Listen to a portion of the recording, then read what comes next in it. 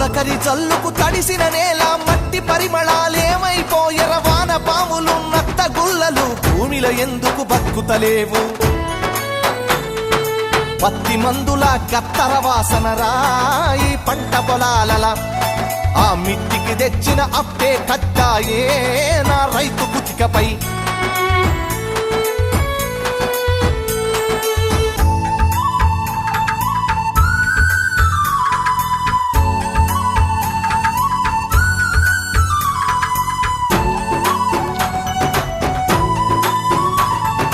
హరిశ్చంద్రపజ నాటకాల పంతులారు మోనియం చెదలు పట్టినది యక్షగానము నేర్పే పంతులు ఉప్పరి పనిలో తట్టబట్టినడు